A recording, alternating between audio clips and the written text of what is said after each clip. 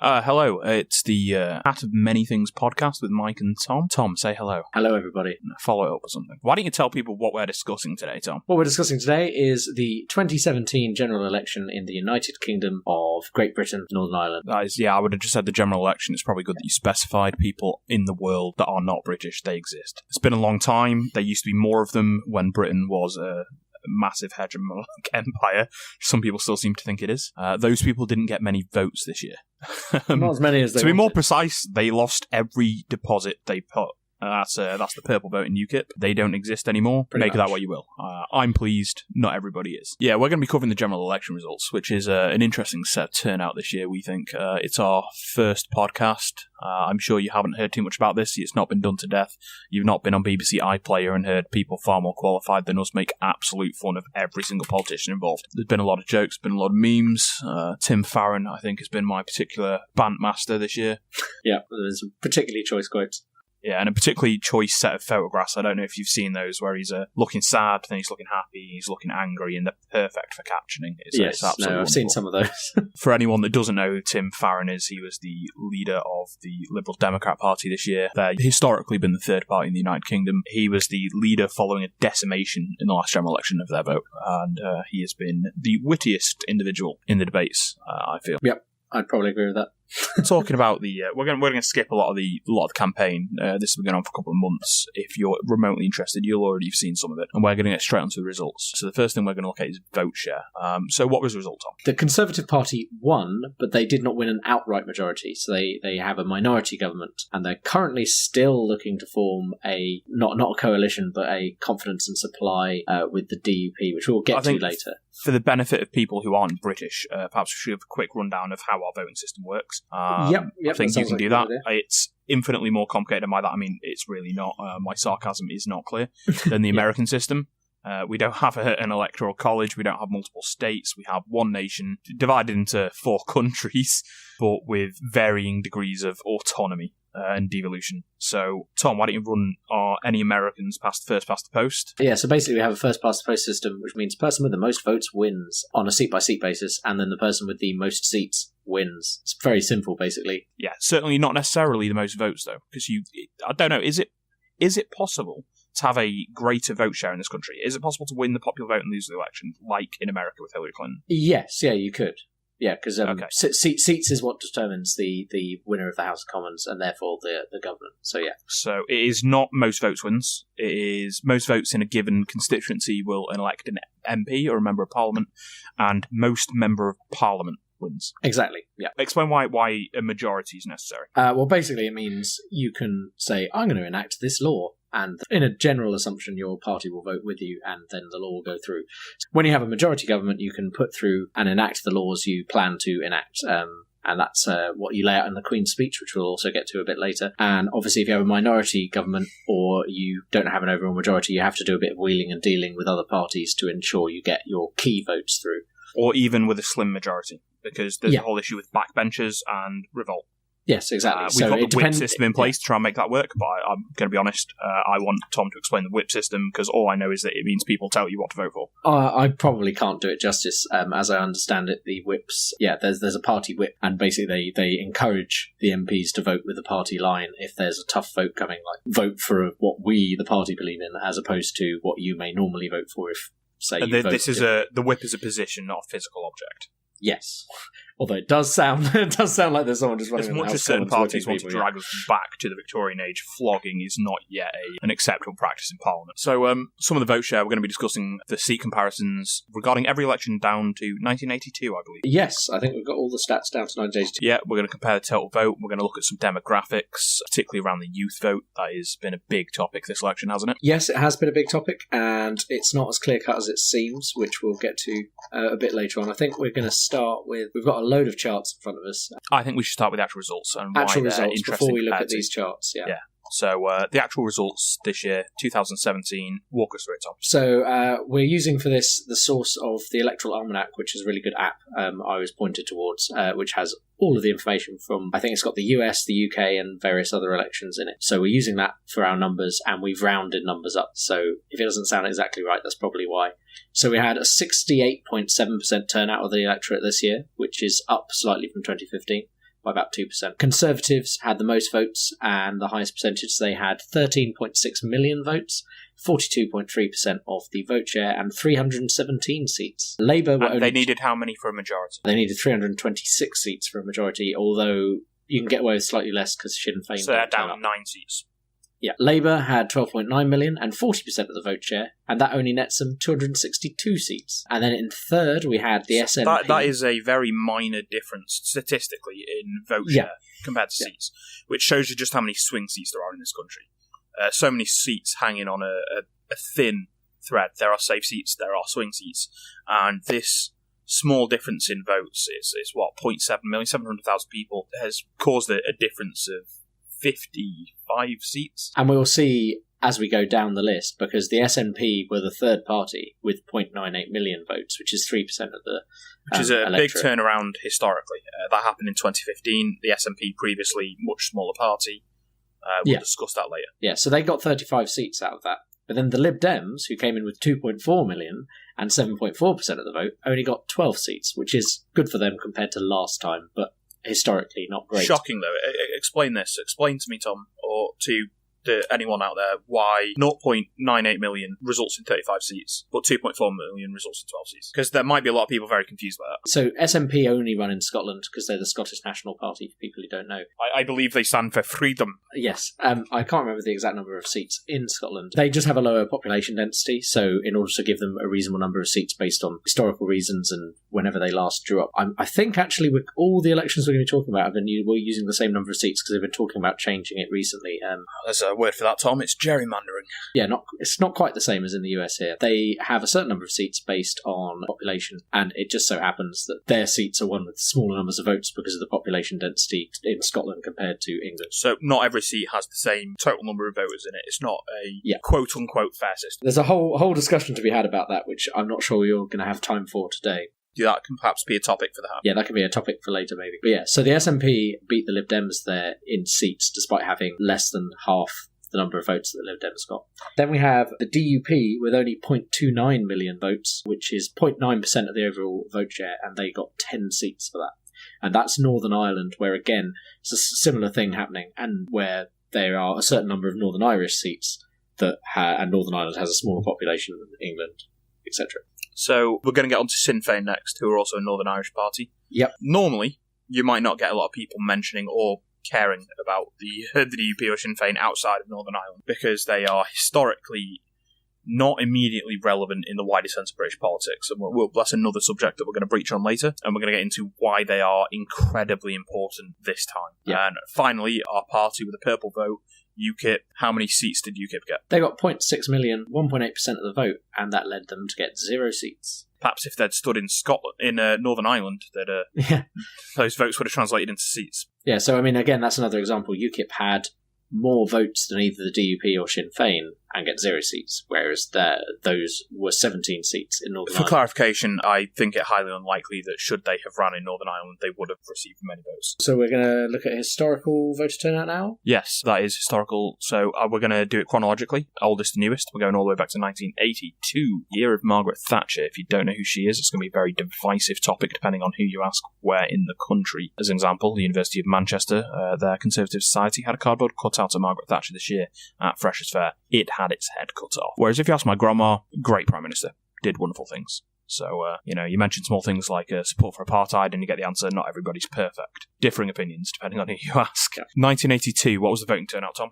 It was 72.7% of the electorate, and we ended up with the Conservatives had 13 million, 42.4% of the vote, and that got them 397 seats, which you'll remember from earlier is a big majority. Quickly contrast that with 2017. So 68.7% turnout, 42.3% of the vote, 317 seats. That is a 0.1% difference in vote percentage and a vastly different number of seats. Yeah. So to explain that, we're going to have to look at Labour. Yes, so Labour got 8.4 million votes, which is 27.6%, and only 209 seats, which is only 51 less than they got this year. Well, 53 less than they got this year. But yeah, you can see their percentage is much lower than the Conservatives then. And touching back on the issue of swing seats and minor differences making huge changes. What have we got for the SDP Liberal Alliance, the precursors to Liberal Democrats? So they have 7.8 million votes, which is 25.4% of the vote, and they only got 23 seats. So that means their 2.2% difference in the vote share between Labour and the SDP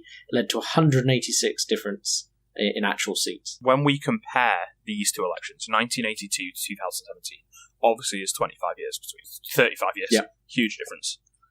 My maths is poor. This is why I don't count. I don't count votes. I'm not invited. I just look at the numbers afterwards when they're presented to me and still get them wrong. Good job, Tom's here. What this tells me is that we really had a two-party election this year. It was Reds and Blues. Very much a Conservatives and Labour on the actual total voting percentage. Again, you wouldn't necessarily see that from the seats, but that's why we've had to draw in the DP, Sinn Féin and stuff like that to actually try and break the tie, essentially, which is why they're not normally mentioned in these kind of lists. One of the reasons we really wanted to do this as a podcast is to examine this, that we've got a landslide victory for Thatcher in 1982, and you'll see another landslide victory in 1997. And both of these had very similar vote shares to the vote shares in this election for the winning party. Yeah. The massive difference here is in the losing party and the impact they've had on mitigating this result. It really was a two-horse race. They were neck and neck, and it resulted in, yes, a swing. One party wins, that's inevitable, but they won without a majority and with the same kind of vote share that would previously have secured you 2 terms in Parliament, I'd say. And a big thing to remember about 1982 is the SDP Liberal Alliance, a large part of that had split off from Labour in the past, so they've essentially split their vote there. And then that has so there was a complete division in the opposition here. 50-50 division. Similar policies, similar politicians, but split between two parties. This is also off the back of a historical period in the 1970s where we had, as a nation, large issues with manufacturing, with unions possibly demanding too much for too little. Industry would be shut down for weeks on end while people striked and protested. I mean, I'm a firm believer in the existence of unions. I think they're a very necessary, powerful force for good, but the 70s are perhaps, or some years in the 70s, perhaps an example of what happens when you give them too much sway and you let them take too much ground. There can be consequences, and that's a discussion. That's a discussion for a whole podcast in and of itself, I think. Yes, definitely could be a whole complete podcast in and of itself. I mean, I think to point out there, I think, is that they were definitely the kind of strikes that would shut down an industry for weeks. Opposed to nowadays, we tend to have strikes that might be a day or two. That may be a minor inconvenience. And this is one of the reasons for those changes. Yeah, exactly. There's only so much, like striking to get better conditions is great, but if the resulting action of your strike is that the company isn't manufacturing anything, shuts down, and everyone's out of a job, you've probably done more harm than good. Yeah. So we'll move on to 1987. Also a Conservative victory. Turnout is up 75.3% last year, last election 72.7%. Conservatives 13.8 million, 42.2% of the vote. Very similar, slight increase in the voters, yet slight decrease in the vote share because of the increased turnout. 376 seats. Decreased majority, still a very healthy majority. Yeah. This is opposing Labour's 10 million, 30.8%, 229 seats, and the SDP's 7.3 million, 22.6% and 22 seats. So we're seeing some strong gains for Labour here. Not strong enough. No, but overall, the Conservatives have increased their actual number of voters as well, but Labour has increased it more. So Conservatives have gained 0.8 million, but Labour have gained 1.6 million in the same time, and it looks like they've taken a little bit from the SDP, though the SDP have only lost 1 seat there. Though they've taken more from elsewhere, either undecided voters or voters for smaller parties. But the point there is Labour is taking seats away from the Conservatives and reducing their overall majority, but still, it's a pretty sizable one. That's 50 more seats than they need. You can have 50 backbenchers doing what they like, and you're still going to win your vote. That is 50 people completely disagreeing with Conservative Party leadership in Conservatives, doing what they want, having their free dinners and not towing the party line. Yeah, exactly. 50 Jeremy Corbyns. So that is 1992. No, 1987. 1992 is next with 77.7% turnout. The highest that turnout is up again. of all of these elections that we've got information on. So up again. Yeah, up again. And again, Conservatives pushed themselves up a small way, 0.3 million, but Labour under Kinnock went up another 1.6 million. So they've pushed their percentage up. So they're now just under 8% shy of Conservatives, and they've pushed their seats up again to 271, and Conservatives have come down to 336. So they're now only a majority of 10 So seats. once again, Labour are massively closing this gap. But this has taken, 15 years? Yeah, it's 10 years. 10 years so far. It's a long period of time. Okay, 1997. Huge landslide here. We're looking at some numbers right in front of us, and this is a swing. Okay, so we've got a 71.3% turnout. Turnout is down which is an interesting thing considering we've got a swing. And considering a swing, that might indicate disenfranchised Conservative voters. And looking at the numbers, it certainly seems to. So run us through the numbers. Yeah, so this time Labour are the first party with 13.5 million, which is 43% of the vote. And that gives them a ridiculously large 418 seats. And then a long second place. So that's bigger than the Conservative majority in 1982. Yes. Yeah. It was very big. Labour 1997. Things could only get better, or so we thought. Education. Some catchy things there. I think one of the things to bring up actually there is that was when the Conservatives tried a big smear campaign against Tony Blair. Does that remind you of anything else? Well, I think that's the point I'm bringing up. Yeah, a similar thing has happened this time around with Corbyn, even though Tony Blair and Corbyn's politics are quite different, despite both being Labour leaders. I don't know about this smear campaign because I was 6. To be fair, I was only 8 at the time. But I do remember, I think it's called Tony Blair Eyes will get you on Google. Tony Blair Eyes will get you. Yeah, New Labour, New Danger, that's it. And I do remember seeing these in the paper and stuff. It's very memorable. It's for people who haven't seen this picture. It's a terrifying poster. Yeah, exactly. Let me just describe this for anyone who's not seen it, okay? I don't know if you've seen Tony Blair before, but he looks a bit like a Punch and Judy doll, right? And he's got this enormous, terrifying clown-like grin on this poster. And they've just cut a strip of the poster across, replaced his eyes with these tiny little beady red eyes.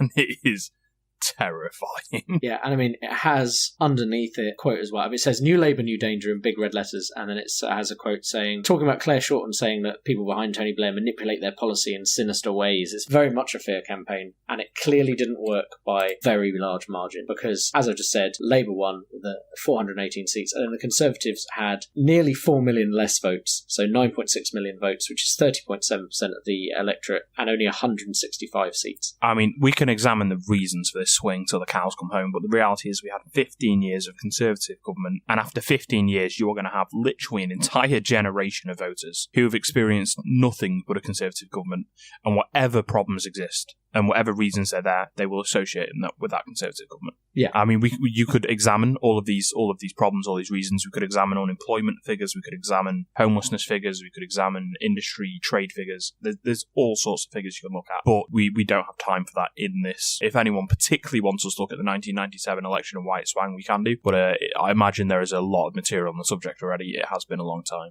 Yeah, and I think the key point there is, after a long period of time, people will always tend to vote away from the current party because they get fed up. They just blame everything on that party, regardless of whether there is any. Yeah, they want change. And I think that, at least in a two-party system, that tends to be fairly common. You see it in the States as well as over here, so it's pretty common. And then we go from there to 2005. Oh, just last point on 1997 is that this was the Lib Dems were having a resurgence here. So they had 5.2 million votes, which is 16.8%, which is actually 1% less of the votes turnout than they had last time. But they got 46 seats. So this is when Liberal Democrats were really becoming the third party. They're almost certainly taking those from the Conservatives. Yes, they were. So we're going to move on to 2005. That we're skipping one election there, but it's because it wasn't particularly interesting. We have a huge drop in voter turnout, which is 61.4%. 10% of the electorate. I mean, how much of that do we think is Gordon Brown? It's probably a fair. Wasn't that 2005? Wasn't that still? Yeah, you're right. That's 2010, isn't it? Yeah. So it's still Tony Blair at this point. So the man's had a good run. He's had a number of years in Parliament. Just to touch on it, we haven't got all the numbers there, but in 2001, things didn't really change. The Lib Dems got a few more seats. Labour lost 5 seats, and the Conservatives gained a total of 1 seat. So we'll just gloss over that because it probably didn't really change things. But interestingly, the turnout was down to 59.4% in 2001. They were just like, and it drops even more drastically now. So we're down to 61.4%. That is a 10% drop in 10 years. Yes, but my point is that is 2% more than it was in the one prior in 2001. Yeah. So it has gone up slightly. Yeah, okay, right. But it's still a huge drop from 1997. Yeah. And we've got Labour still with a majority. It's a fairly healthy majority, 355 seats, 9.6 million votes and 35.2% of the vote turnout. Now, things get a little more dicey here when you've got the Conservatives at 8.8 million, 32.4% of the vote and 198 seats. And this probably more reflects the recent elections, I would say, that we've just had. A bit similar, where the percentage is actually not that big of a difference, but there's still a fair seat difference. Yeah. And Charles Kennedy's Lib Dems are at 6 million votes, 22% and 62 seats. So this is a high point for Liberal Democrats in terms of seats. Yeah. They were still less relevant in politics in general, as we'll mention when we get to 2010, but this is their highest point in the seats. I mean, 2010, they managed to lose seats whilst gaining relevance, which is... Yes, which we'll get to in a second. So, 2010... turnout comes up again here. Yes, the turnout is now up by just over 3% and a bit. So it's 65.1% turnout in 2010. David Cameron's Conservative Party got 10.7 million votes, which is 36.1% of the electorate. That's only 306 seats. They were 20 seats shy of an overall majority, which is why the Lib Dems ended up basically being kingmakers in this election. Labour, under Gordon Brown, had 8.6 million votes, 29% of the electorate, and that was 258 seats. So the Tories could have gone in for a minority government here, but it probably would have screwed them over. And that's where Nick Clegg's Liberal Democrats come in. They got 6.8 million votes, 23% of the electorate. And this is where you get Kingmaker Clegg. Yeah. So they had 57 seats, and if they add those on to the Conservatives in a coalition, then you have a ruling coalition with a majority. So that's what happens. But similarly, if you add them on to the Labour Party, you still get a ruling coalition, not quite a majority. Yes, exactly. You'd be able to outvote the Conservatives, but you wouldn't have an outright majority. I mean, that potentially could have been a factor in his decision. I think it's more likely that his policies aligned somewhat more with the Conservatives economically, but it might simply have been the fact that whoever he went with, he wanted to ensure a majority so that there was going to be some sort of strength in government. We are now looking at 2015. Yes. So the most recent election, only 2 years ago. They're getting shorter and shorter. My goodness. Yeah. A 66.4% turnout. And at this point, we get a surprise, don't we, Tom? Where we're all expecting a hung parliament, but Ed Miliband's bacon sandwich has come back to corner. Yeah. I mean, this was a surprise, I think, for most people. And it was, I think it was a surprise for the Conservatives. Yeah. The Conservatives were happy to have done as well as they did, and Labour was surprised to have done as badly as they did. So Conservatives ended up with only 0.6 million more votes, so 11.3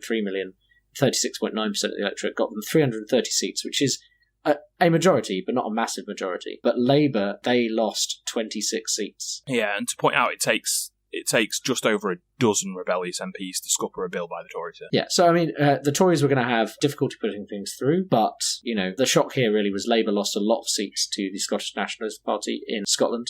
And so the SNP ended up with 56 seats, and so that's where they suddenly come into relevance. That's as many seats as the Liberal Democrats had, nearly as many seats as the Liberal Democrats had in the previous election. And the Liberal Democrats have lost 3/4 of their vote. They've gone from 8.6 million to 2.4 million votes here. And they've lost even more seats. I think it's pretty clear to everyone that was due to the fact that they'd got into bed with the Conservatives and people basically blamed it on them. There was a flagship. There was a particular policy, I think, can be blamed for the majority of this. A lot of their student voters voted for them on the basis that they wouldn't introduce tuition fees, and then tuition fees went ahead with them in a coalition. Obviously, it's more complex than them just going back on their promises. They were stuck there they had to wheel and deal with the Tories. Well, that is a flagship policy, and I think there was a big policy, and they lost a lot of votes. A key thing to explore with the Liberal Democrats during this period is that there was a distinct lack of advertisement and communication regarding the things that they did do and that they did achieve, because they couldn't really do anything. But what they did do is they put a leash on the Conservative Party in this period, and they limited them and prevented them from doing a number of things. And that wasn't very well communicated. So a lot of people looked at it and went, well, what did you do? What did you achieve? There's a lot of things, like, we'll briefly talk about it later. I think that Nick Clegg lost his seat in the 2017 election. And you see a very... even within my own personal social media bubble, you saw a mixture of people who are like, oh, he was a great politician, that's sad. And then you get people being like, ha, he's out. Because I think sometimes because of the tuition what he did. Yes, for some people that's enough reason to just be like, we don't care about him anymore. Which is, you know, that's their reason for it. And I mean, those people are wrong, because Mystic Clegg was a thing. He predicted the Brexit vote. He predicted everything that happened since that election. Since he stopped being leader of the Liberal Democrats, his writing and stuff he's been doing has been very interesting to follow. He became almost clairvoyant when it came to British politics. The only thing he didn't see was the loss of his own seat, I think. Other things to note. I think he was kind of prepared for it, but we'll get onto that later. Other things to note in this election. The SNP gained a lot of ground. Yes. This is after a Scottish independence referendum that fails to win Scottish independence. And they gain a lot of ground because in this election they largely drop the issue of independence. They present themselves as a left-wing progressive party, and people respond to that. People in Scotland who definitely did not like the Conservatives at this period go, here's a left-wing progressive party that isn't Labour, who we're used to, that is invested in Scottish interests. And they shock everyone by winning all seats but 3 in Scotland. And they completely change the political landscape for this year. Labour get absolutely crippled by it. So Labour get absolutely crippled by that. And there was also a distinct smear campaign again against Ed Miliband. He was Red Ed. He was the communist under the bed, and he ate a bacon sandwich from me. That might not seem important, but being photogenic kind of matters when you're running campaigns. I mean, if you look at Theresa May in the 2017 election, I think you're hard pressed to find a photo of her where she looks anything less than a lizard wearing a meat suit. Like the facial expression she pulls, she appears to have that no might be facial harsh, but yes, expression. there are a lot of other than grimacing in horror, either very stern or grimacing, which is not great. And obviously, a lot of photos of her when she went to visit a school in particular, where it looks like she's like, "Who are these peasant children?" The majority of the photos, she looks like she is just horribly offended by the existence of the world, and someone has just put a flavoured fruit sour in her mouth. Like, and we also had the food incidents. Ed Miliband had his bacon sandwich. Theresa May had her chips, and how anyone can eat chips wrong is beyond me. But none of this stuff should matter, but it does, because these are the images people see. And people see these images and they think, is that who I want representing me? And if any of you could see me and not just hear my voice, you would think, no, I do not want that man representing me. It's a good job I'm not involved in politics right now. So we get to this year. Oh, sorry, there's one thing we didn't mention. Even though they only got one seat, UKIP got 3.9 million votes, which is more than the Liberal Democrats got. In fact, it's 50%. It's 150% of what the Lib Dems got, with 12.6% of the votes. And this really did have a knock-on effect. How many seats is 12.6% of the vote? Well, is it 12.6% of the seats? Definitely not. They got their one seat there, which is again a problem with first past the post, and this sometimes gets brought up as a problem or a blessing. Well, yeah, exactly. This often gets brought up as an argument, being like people going, "Oh, well, first past the post is clearly fine here because UKIP didn't win." That's not how voting systems should work. I mean, I'm not sure I would want to live in a country where 12% of our MPs were from the UK Independence Party. That's true, but just because that's how it sometimes it works out badly. And we will do a podcast at some point on voting systems. Definitely, we will have to come back to that because there's a lot and the merits and flaws thereof. Yeah. It does mean there was a lot of people who were looking for independence, and this leads into Cameron having to deal with the more right-wing side of the Conservative Party, and also trying to get these UKIP voters back. So had to make this, to prevent UKIP winning more votes than they did, had to put in this pledge of we're going to have a Brexit referendum, and we all know how that one turned out. So spoilers. We're leaving the European Union. This might upset people. It's not happened yet, so it may be a spoiler for those people who are really just not interested in politics. But I would imagine everyone has been notified at this point. The Queen has sent out a letter to everybody in the United Kingdom. She has apologised on behalf of her government, and I am now lying through my teeth. But it is happening. Dear subjects, my government done goofed. And now I'm going to wear a European hat to Ascot. Yes. So yeah, then we've got a lot happens between 2015 and 2017. Cameron is forced to pledge that he will hold a referendum. Nobody thinks they're going to win, least of all the Leave campaign. They lie through their teeth, and the people who orchestrate the campaign jump ship the minute it's done. They win. They think, oh God, what am I doing here? And they're just like, would you like to run for leader of the Conservative Party? God, no. I don't want to have to deal with this mess. And we end up with Theresa May because everybody else is having a Tarantino-style shootout, and she's the only one left standing because everyone felt sorry for her and didn't fire any shots, I guess. And I think probably, I probably said at the time, and I probably would still stick by her being the least worse of the bunch. I mean, who were our contenders? Michael Gove. Yeah. Boris Johnson. And who else? Andrea Leadsom, and then the guy who I can only remember as being anti-LGBT, but I can't remember his name. And, instead, like, we're literally discussing that perhaps the least offensive of this bunch is the woman that would want us to live in a world where she has to screen this podcast before it's put online. Yeah. So, I mean, her previous voting record wasn't something I personally agreed with, and a lot of the stuff she did. Do you like privacy, Tom? I do like my privacy, yes. Okay. Do you like human rights? I'm also a fan of those. I think they're pretty good. How about homeless people and poor people? Do you like those? I mean, I wish they weren't poor or homeless. So yes, I like them. Okay, yeah. So you disagree with Theresa May on 3 out of 3 policies? Yeah, pretty much.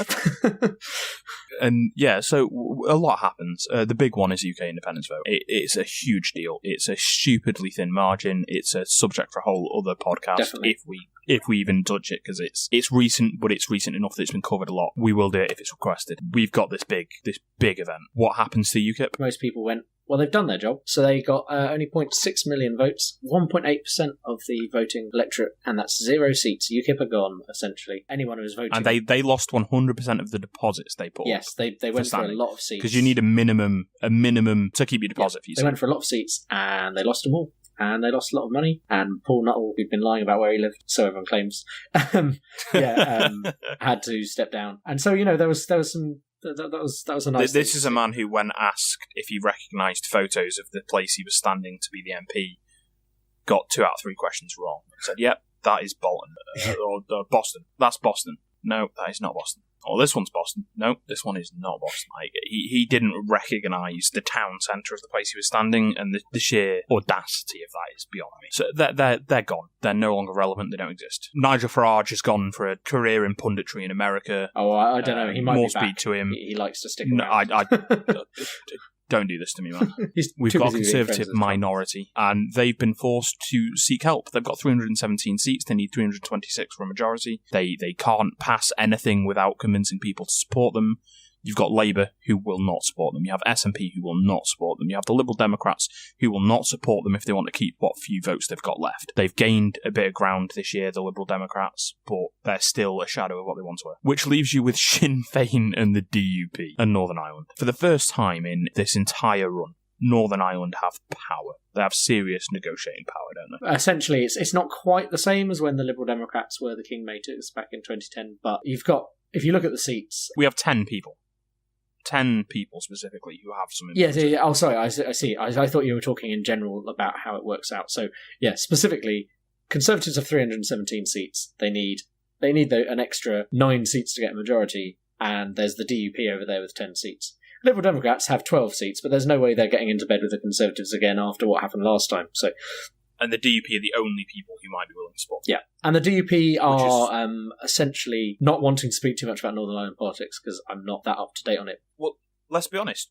In the UK, people don't know. Well, that's true. People in the UK, across the UK, other than Northern Ireland, they're not knowledgeable or invested in Northern Ireland politics since the Good Friday Agreement and the violence has largely stopped. People just sort of let them get on with it. And in fact, that's part of the Good Friday Agreement, is that we let them get on with it. But now it's important. Even though they have a different party name, the DUP are essentially the Northern Ireland Conservatives. Their policies may not be exactly the same, but the reason they've lined up together is because they largely agree on a fair number of issues. I mean, if you consider some of the Conservative policies to be a bit Victorian, you might consider some of the DUP policies to be a bit... Well, they'd predate that, really, wouldn't they? I haven't read up on everything exactly, but, I've seen that it's... some climate change denial, that's always good. Get that squared away. This is where we're going to start talking about the DUP a bit and what little we know. And we would love some input from anyone who listens to this who might be of Northern Irish stock, who knows a bit more about Northern Irish politics. From what we see, we have a party who is staunchly anti-equal rights, anti-gay, anti-LGBTQ+, the whole spectrum, anti-abortion.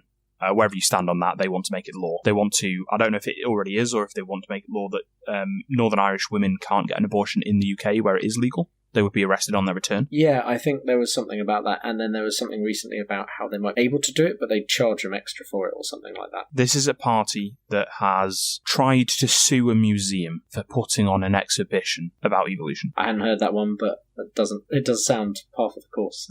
There was a law case, a museum put on an exhibition about evolution. It's science. That's what museums do, as far as I'm aware. Science and history, predominantly. They were sued by the DUP. I don't know the outcome of the case. I assume it's unsuccessful.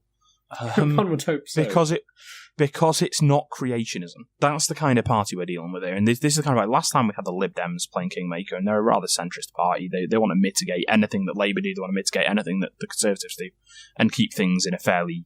what they perceive as a sensible middle ground. The DUP are not the Lib Dems. No, very much not so. I mean, one of the best Twitter comments on the DUP was that, obviously I don't know how accurate this is, but this is the kind of comment we're receiving a lot, and that was that the DUP manifesto is basically the Old Testament of the Bible with fortnightly bin collections. I'm not Irish, but having seen from the people I know who are Irish, and obviously people on Twitter, they're all like, guys, this is what you need to know about the DUP, because a lot of people in England have not been paying attention. I've never heard of them. Yeah. It was one of the most searched terms in the wake of the general election. Is who are the DUP? Most of us have heard of Sinn Féin, people are horrified. but not the DUP. I mean, we've got Scotland here as another key. SNP have lost seats. They've gone from 56 to 35, and predominantly they've lost them to Conservatives. Great achievement from Ruth Davidson, the Scottish Conservative leader, who is, coincidentally, a gay woman engaged to an Irish Catholic. So you can imagine that the Scottish Conservatives are absolutely over the moon about the prospect of doing a deal with the Irish Protestant fundamentalist sect that is the DUP. And we've got the glorious irony of a smear campaign again.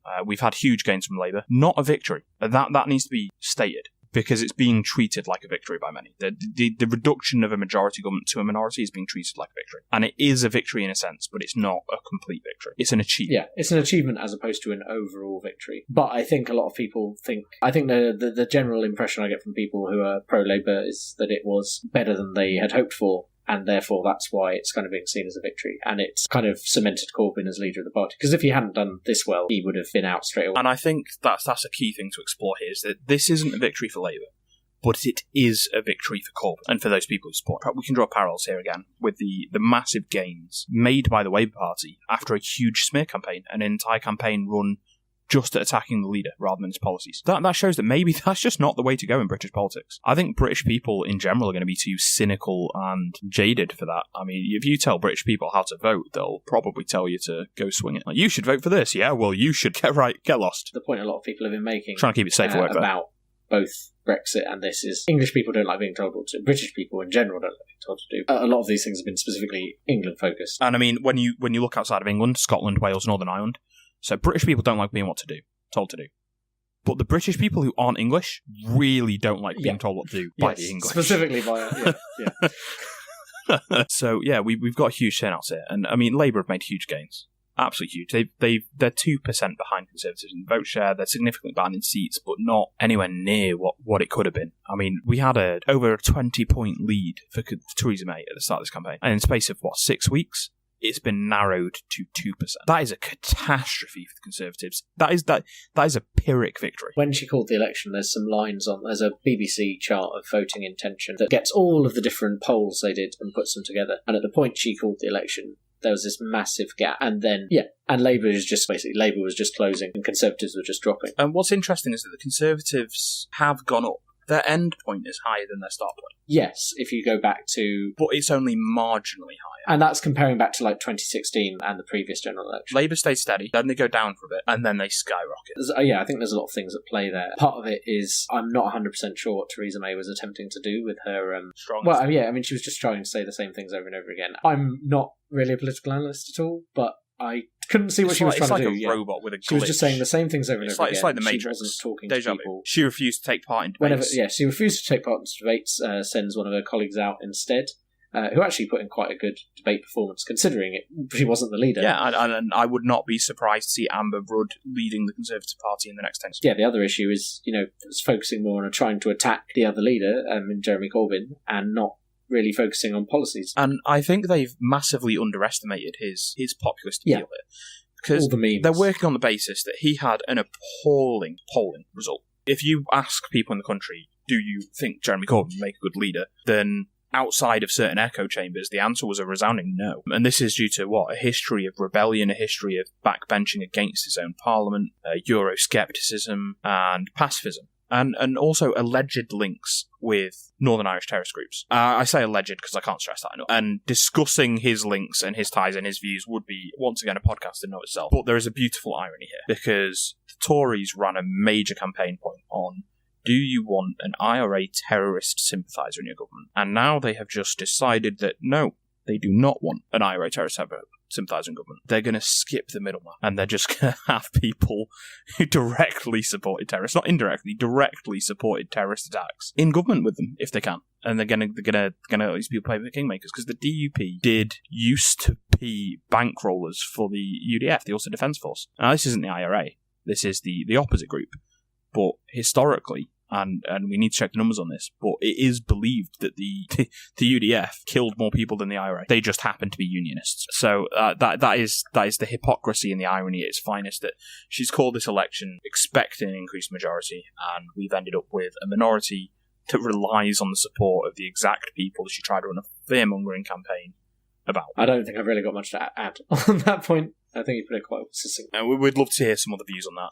I'd specifically love to hear some opposing views on that, because I want to hear what the defence is. I do, because I don't. Yeah. And I don't want to dismiss the defence. I want to hear it, and I want to think about it. We're going to have a quick look now at some of the demographics of this recent election. And I think age is the big one here. Yeah, so this is actually one thing. It's been covered on More or Less, which is a BBC podcast that looks into... And there have been some really unsubstantiated figures. Yeah, so the number that you'll have heard in the wake of the election... 72%. Yeah, 72% of youth, which is... Of youth turnout. 18 to 24? That would be That's 18 to unprecedented. 24, I believe. Yeah, that would be completely unprecedented. This is based on polls that are done on the election day. It's already been covered by an episode of More or Less, which is a BBC podcast where they analyse numbers in the news. It's very good, and they try their best to be impartial, as the BBC tries to do, and just be like, here are the numbers, and this is what this means. Basically, that 72% is based on some polling done on election day, but isn't actually based on real demographics from the Election Commission, and that kind of stuff doesn't come out until 6 months after a general election. So they think it is up, but we're looking at maybe a 5% increase. It's gone from I think it was 52 to 57% is what they actually expect. So that's a lot lower than 72% and seems much more reasonable. But obviously a lot of people in the media have been focusing on the youth vote because there's been a lot of this kind of grassroots stuff going on for Corbyn. There's been, I can't remember his name, but there was a rapper who did... Stormzy, yeah. And he did... Grime for Corbyn. Grime for Corbyn, exactly. Sorry, and hashtag Grime for Corbyn. There's a load of t-shirts that look like Nike t-shirts that just do it tick with Corbyn on and stuff like that going around. And there's various Facebook meme pages covered in memes of Corbyn in various, doing various things. There was a lot more enthusiasm, it would appear. It looks like he's winning over voters elsewhere as well. It's not just a load of 18 to 19-year-olds voting Labour. And I think it's also important to note this is the first election Corbyn's lost. He's been re-elected as MP 9 times overwhelmingly in his constituency. He's won 2 leadership contests within the Labour Party. And this is a loss, but it's almost a win for him as an individual due to the immense resistance he's had from his own party, especially in the early stages of his leadership. Because he was quite a change from the New Labour style of doing things. He was more like the Labour of old in the 70s. And in fact, where the 70s had resulted in a Conservative majority, and that was the argument people were making. And he's basically been in the party since around that time. I can't remember exactly when he came into Parliament, but, he's an old Labour member who's been there. I believe it's over 30 years ago. It's a long time ago, and he always does very well in his own constituency, so he's obviously doing something right. It's all that jam. It's all that jam. Keep people sweet. When people first started criticising him, you're like, if he's been elected that many times locally, he must be doing something right, whatever that thing is. And then, he's won 2 internal elections in the Labour Party, including one that happened just after the Brexit vote that seemed a bit stupid as an outsider, that they would be having that vote again so recently after they'd had one. Because the PLP, they didn't want him. They did not believe that a shift to the left would win votes. Despite the overwhelming mandate given to him by the paid members of the Labour Party, the MPs could be seen to have thought they knew better. The shift to the centre under Blair had stolen votes from Conservatives, and they firmly believed this was the only way to win. And I can see why they would believe that. Yeah.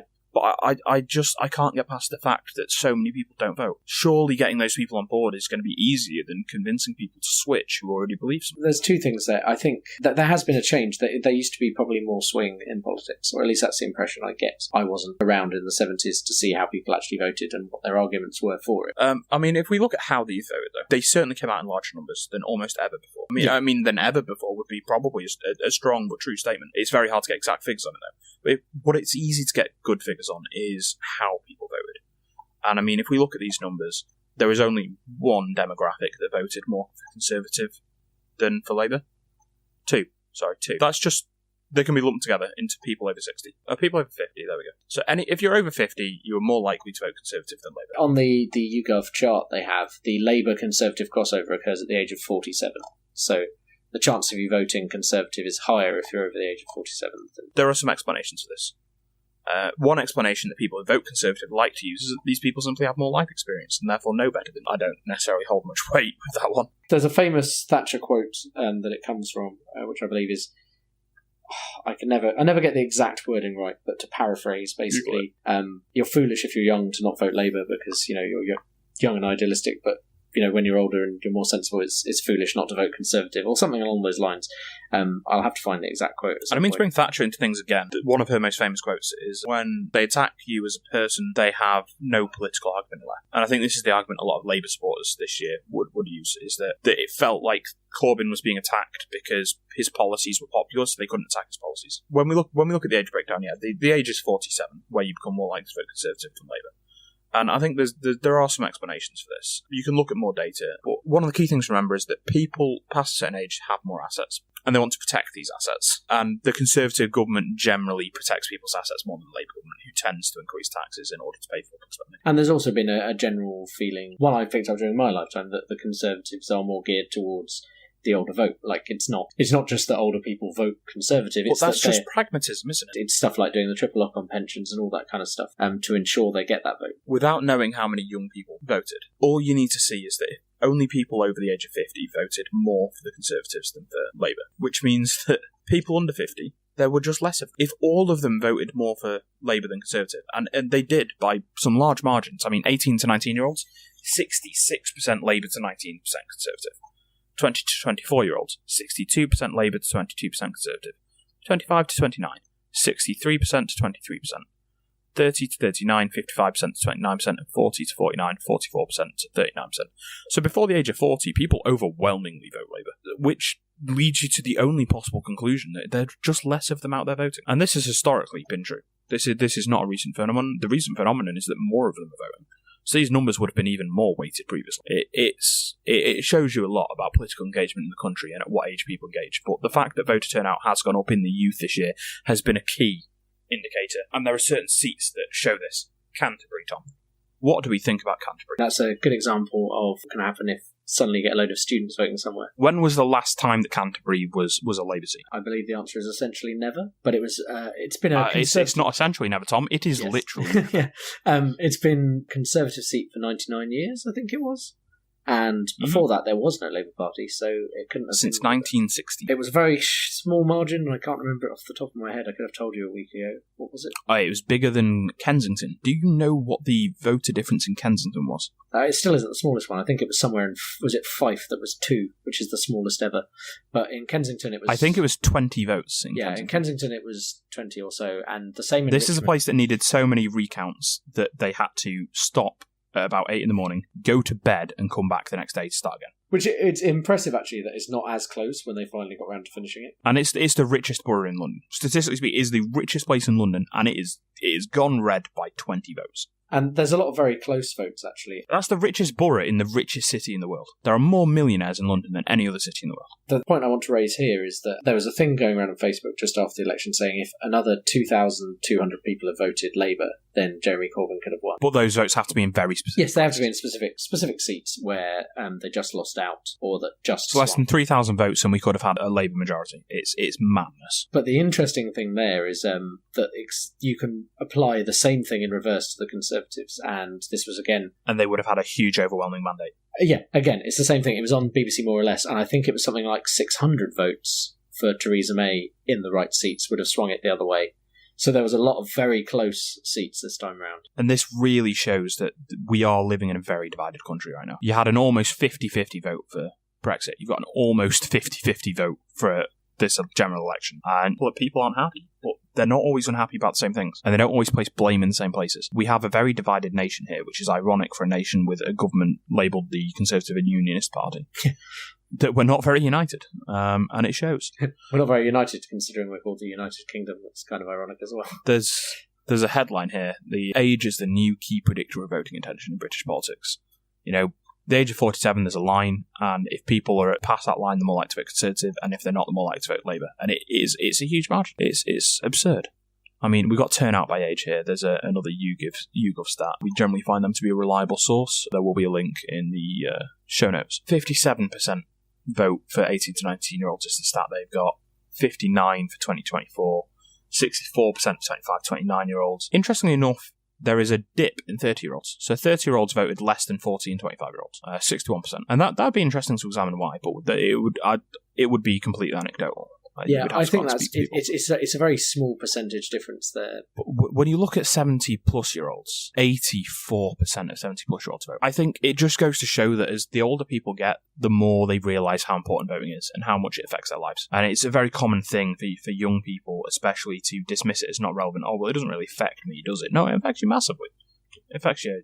And people just they're not switched on, they don't realise this. That's a generalisation, obviously. More than 50% of people realise this. More than 50% of people vote across the board. I mean, I'd like to see that number be higher. Not just because not because of who they vote for, I just think it should be higher. Full stop. We've got some other interesting statistics here. Vote by education level. Is this perhaps the most pretentious way to look at vote? Possibly. Again, this is only from 52,000 adults asking them as they come out of the polling station. I think it's basically like an exit poll. Oh, so I know it's actually just before. Actually, it's June 9th to June 13th. So at the risk of making this a not safe work podcast, how wacky are we for looking at this statistic? It's in the list of statistics. I think we have to look at all of them. Okay. This is normally my counter-argument when people say, oh, more intelligent people vote Conservative, because this seems to show it's the other way around. Assuming... Do people say that? I'm not sure I've heard people say that. I've heard Tories say it. I think generally there's been a running statistic that educated people often vote Lib Dem, don't they? That's their largest voter base is the educated. 11% of the people with high degree level or above education do vote Lib Dem. Which is still not many. We're sorry, Nick. We did like you. You seem pretty genuine and honest, but you're gone now and we have to live with that. Viva la Cable. Yeah. Yeah, I wouldn't be surprised if Vince Cable's in next. Or that gent from the Met Police. Can't remember his name off the top of my head. Mikeson. Based on a small sample size here, 50,000 people surveyed. 50,000 is a big number, but it's not like the whole population. So people educated with GCSEs only or less. How did they vote? Overwhelmingly Conservative. That's 55% Conservative, according to this. And 33% Labour. And what's that little purple number there? Oh, 3% for UKIP. Is that telling? At the risk of rubbing it in and being a bit nasty, is that telling? People have often said there's been a move between kind of right-side Conservatives to UKIP in previous years, and it looks like they've just gone back to the Tories this time round. Although, there's another chart lower down that talks about how some of that went to Labour more than people expected. Medium education levels, whatever that means. I'm guessing it's anything between GCSEs and... Yeah, so I think your that's MBQs basically and your A-levels, which everyone has to have and now. That kind of stuff, yeah. I mean, they didn't. The most of the population doesn't, but going forwards, this will be the only education level, or this will be shifted to low, because... people can't leave school at 16 anymore. Harder and harder for people to leave with less qualifications. And I mean, this is more of an even split. Yeah, this is 45% Conservative to 40% Labour, and then you've got 7% for the Lib Dems in there. The SNP seems to have roughly the same throughout, but I think that's more a location-dependent thing.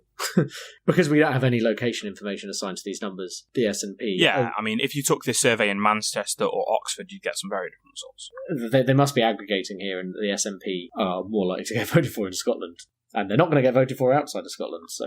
And when we start looking at people who are degree educated, it's a different story. Yeah, so degree or above, it's Tories only get 32% of the vote, and Labour gets nearly 50% there with 49%, and Lib Dem are 11%, as we already mentioned. Now, it must be stressed here, I think, that not all of these people have politics degrees, do they? It doesn't necessarily... it's an interesting stat to try and analyse. There is a tendency for people who are better educated to... explore issues further, past face value. There's a tendency for people who have a higher level of education to talking down to people, whether they mean to or not. Yes. And so... which we're probably doing right now. So this is the thing. I think it's the thing to call out. What we're trying to say is that you are all filthy plebeians. But yeah, I'm trying to... And you're listening to this to be educated on statistics that we did not gather ourselves, and we've done no methodology. We're just talking about the numbers that we see. Yeah. And what we think about them. I think the thing is here, there is often a kind of... I love you, really. Yeah. I'm sorry. But yeah, there is often a tendency for people who are educated to try and essentially you want to justify the amount of time you spent on being educated. And I think you should just be able to justify it by you are now highly educated. That was a good thing to do. There's also, regarding education, there's some interesting things as well where people feel they need to have developed a career in the thing they've educated in or they've wasted their time. And I don't think that's true because learning for learning's sake is a noble goal. Yes. Most of the skills you get in whatever degree are translatable to working in unless it's air guitar. Don't do a degree in air guitar. Those are hard to find, but yeah.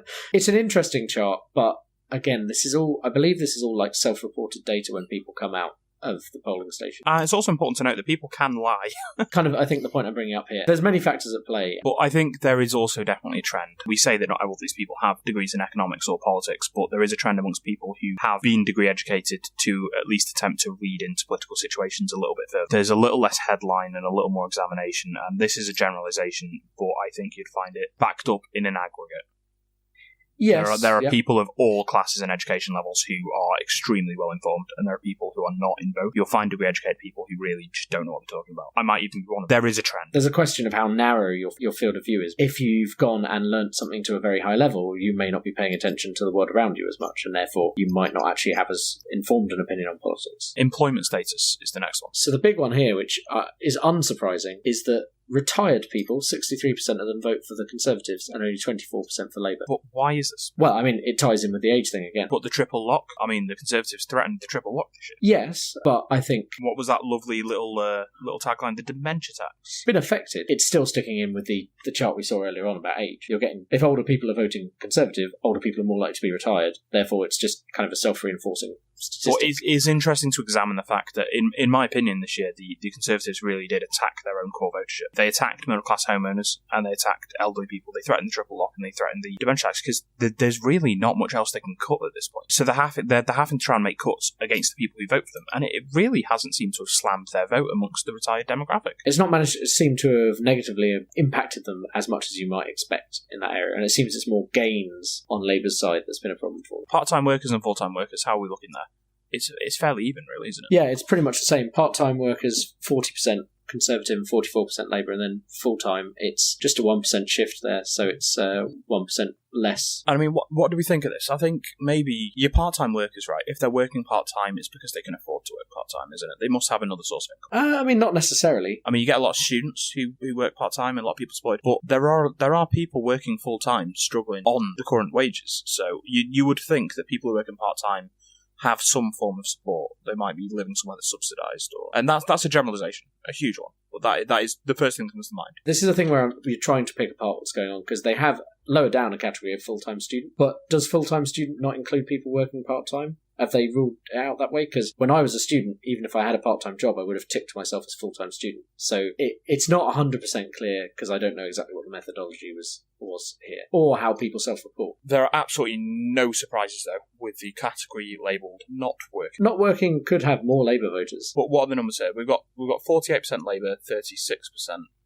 Conservative. Yeah, so it's more to Labour, which I would expect, but the definition of not working when you're self-reporting may not just mean being unemployed, and it may mean other things. Because, like, when you look at students lower down, full-time students, 64% Labour. Yeah, but if you have a look at not working, we also have a category unemployed. Oh, yes, that's true, and that's more Labour again. But, I mean, what is the difference between not working and unemployed? That is something that is not clear on this information. I imagine, although I'm probably not going to cover every eventuality, but not working would be things like housewives and people like that who are supported by someone else and don't need to work, as opposed to considering themselves unemployed. They are doing something which with their day. I would find that a surprising result then if the Labour had. I don't know. If you ask someone in the street, are you unemployed or not working, someone might be more inclined to tick not working than unemployed. Yeah. Like, it's a question there of how the methodology is done. So I think further examination of the statistics beyond the students is probably not particularly useful. Other could just be landed gentry, I don't know.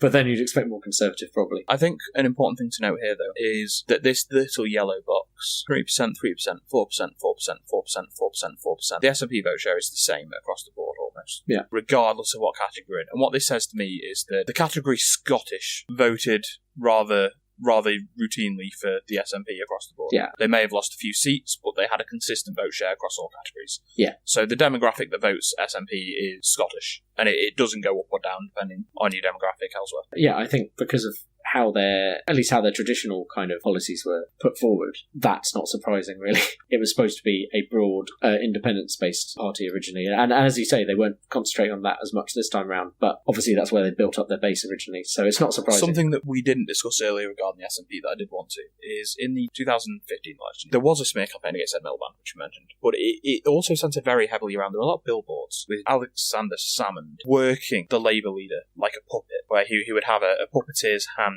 grasp, and there would be strings attached, and it was vote Labour, give control to the SNP. And that was a very English anti-SNP campaign. And that probably annoyed all the Scots, so they voted SNP. I doubt that they put those billboards up in Scotland. No, but I imagine it's the kind of thing, once someone got wind of it, it would go around. But I think that they may have genuinely scared off some Labour voters with that tactic. Possibly. Especially following a Scottish referendum. But we've got another graph here, and it's our last graph of the night. You'll be glad to know that there's less dry numbers. Yeah, this is the one that's most interesting, I think. How party allegiances have shifted since 2015. Where did you get this from, Tom? This is from the Financial Times. What are we looking at on this graph? We're looking at a lot of colours, a lot of numbers. 2015 votes, 2017 on the day poll. You know, Conservatives have gone from 37 to 42%, and Labour have gone from 30 to 40%. Both these parties have made significant gains, with Labour gaining more, but the Conservatives still gaining 5%.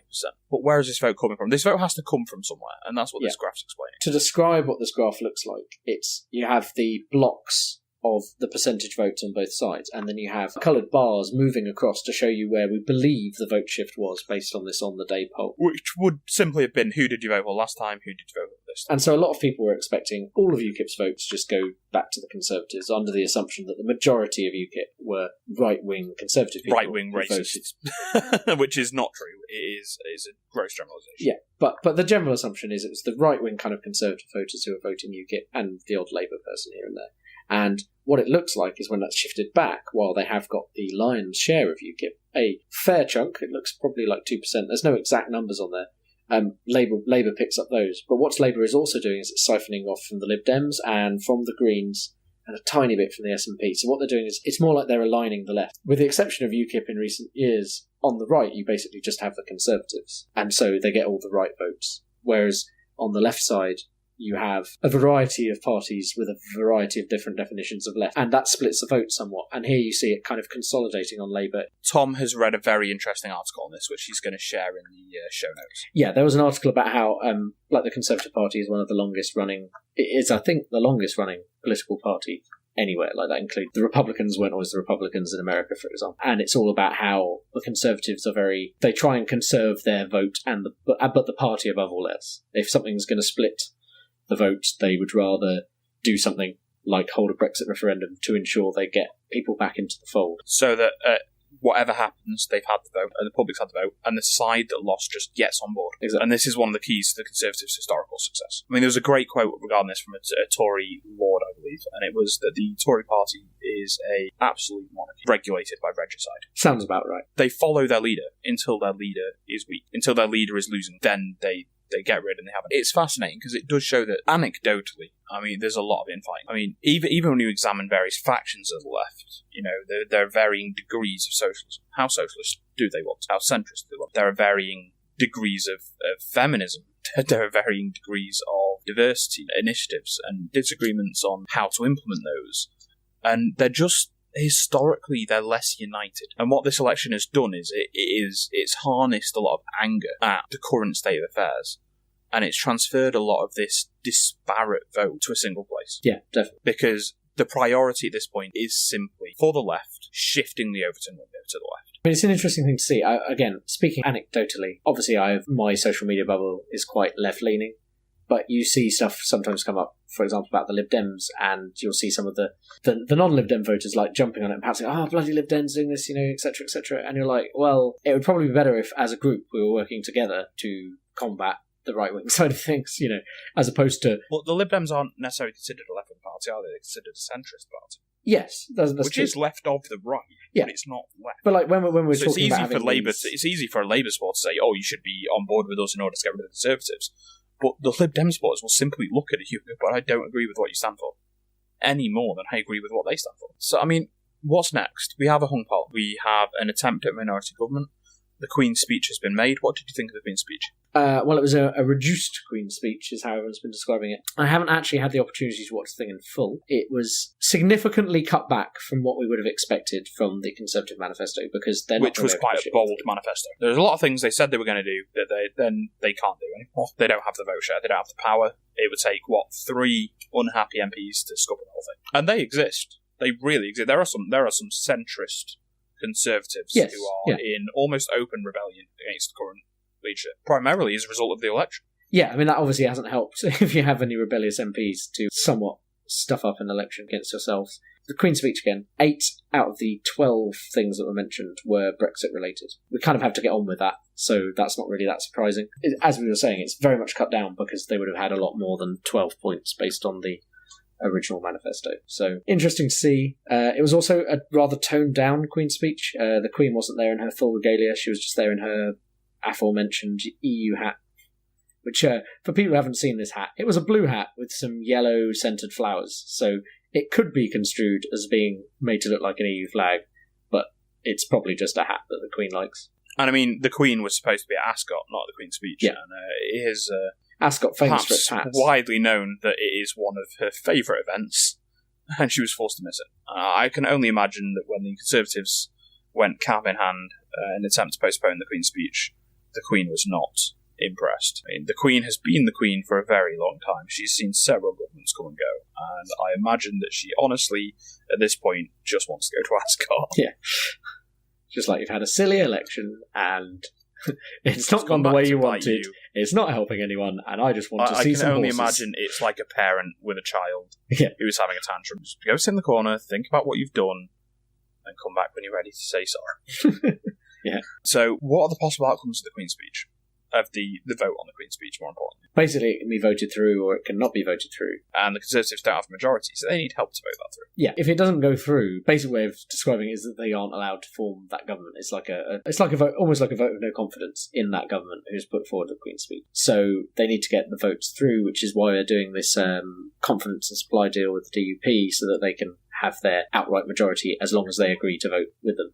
And really interestingly is that the DUP have demanded as one of their conditions a quote-unquote soft Brexit. Whatever a soft and hard Brexit is. Could be a type of biscuit, could be a type of cheese, could be a deal with the European Union. There's a very good video out there of doing the different types of Brexit with different cheeses, which was interesting. I'll see if I can find that link. I just made that joke without knowing. Well, either way, every kind of Brexit, in my humble opinion... Red, white and blue Brexit. To compare it to cheese, it's going to stink. Probably not going to be great for any of us for a while. So, if it goes through, then we have a Conservative minority. Up until a second Queen's Speech, or any budget motion, fails to pass. And one of the things they've done to try and head this off is they're actually making this a 2-year government.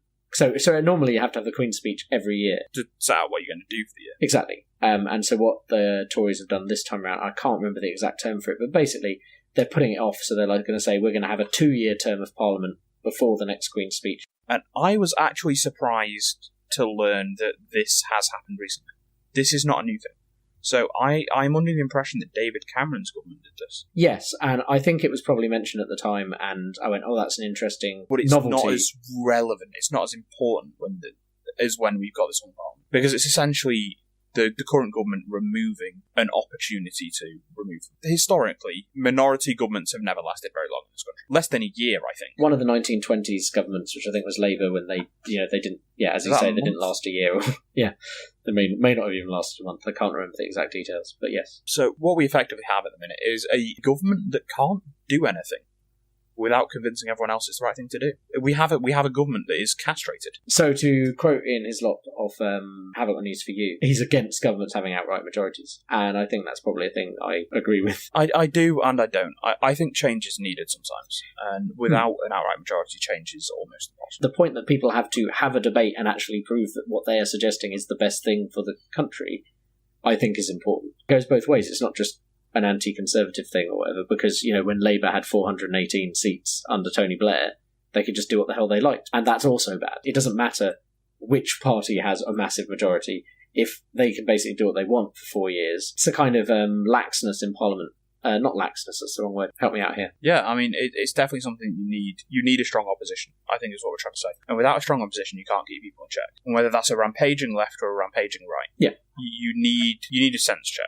And you need a control. And you need someone to be able to say, no, you know what, this isn't right. And that used to be the job of the House of Lords. But the House of Lords has been somewhat watered down with the sheer number of lords appointed by each government since the laws were changed. Since it stopped being just a hereditary thing, it's just been a case of, well, we're going to appoint more this year so that we can put everything through. It's absolutely absurd now. So, the Queen's Speech is incredibly important. And more important is how the vote for it's going to go. Do those results come out for Thursday? I think so, but we're assuming I can get this podcast out before Thursday. So this may go to press with that answer already out there, in which case you'll know the answer. We're recording this on the 25th of June, and the results are due to come out on the 29th.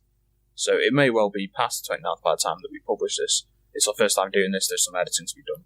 And I'll be on the road. It's going to be very interesting to see if we have a Conservative minority government, which is what we're currently assuming, because there is a chance that we won't. And then there'll be a Labour's attempt at a Queen's Speech if that happens. And I can't see them passing it at all with the number of seats they have, which means we would then have another general election. And no one wants that, especially not Brenda. We're 3 months into negotiations with the European Union and we've achieved jack squat. I believe one of the quotes directly from Michael Barnier was, it's 3 months into the deal and he's finding it extremely difficult to negotiate with himself. Yes. We've not even sent anyone to negotiate with him up until about a week ago. It's absolutely absurd. Well, we were too busy having a general election that we didn't need. Yes, and it's worrying. And if we have another one, regardless of EU support, we're going to have another period of instability, and any current agreements made with the European Union are going to have to be started again. And time is ticking. They're not going to push this back. We initiated it, and we're going to have to reap the consequences of our own indecisiveness and poor organisation. There are people who disagree, and there are people who are very optimistic. But I see no situation in which we come out of this vote. And I think that's a separate topic. I think we need to put it in the hat. I think that's definitely, in the hat that can go. And that can go in there a couple of times a year if we need it to, given the way it will progress. Brexit ad infinitum. It definitely needs to come out of the hat around the period that we're going to be. It can always be randomly selected by choice. I think we've explored the voting trends, we've explored the comparisons and some of the demographics, and I think we've talked about most of what we're going to talk about tonight. We're going to have to do some editing to get this down to a manageable length. We would love to know what you would like us to talk about. I mean, we've got a lot of topics in our hat. Everything computer game orientated, music orientated, politics. We can stick some philosophy in there, some technology, some science, and some sport. We are informed to different levels on these different subjects. So you may find in some topics that there'll be more questions from me and answers from Tom, and some there'll be more questions from him and answers from me. And we're going to try to get some guests on here whenever we do talk about specific things. What we're going to do now, though, to end off the podcast, and hopefully this will be how this runs from now on, is we've got a list of upcoming show ideas that we've come up with so far. And after that, Tom is going to improvise a jingle. So what we're doing in the future is we'll be taking in audience suggestions and also adding them to our list of ideas, things we want to talk about. And I think what we'll do is we'll basically order each category, and we will be randomly selecting the next category, but then that means we can pick the next thing in that category, because sometimes we want to have some linked topics and we'll always want to start with the basic topic before we move on to the more in-depth ones. The other option is to have two hats. We could have two hats. We can have a hat and a sub-hat. It's hats all the way down. So we have 10 categories to pick from this time, so we're going to do a quick random number. Well, our random number was 8. Well, 8 is... 8 is holiday destinations under travel. So next podcast, holiday destinations under our travel segment. Tom is more travelled than I. But yes, we'll cover that next time. So thank you for listening to The Hat of Many Things, starring Mike and Tom.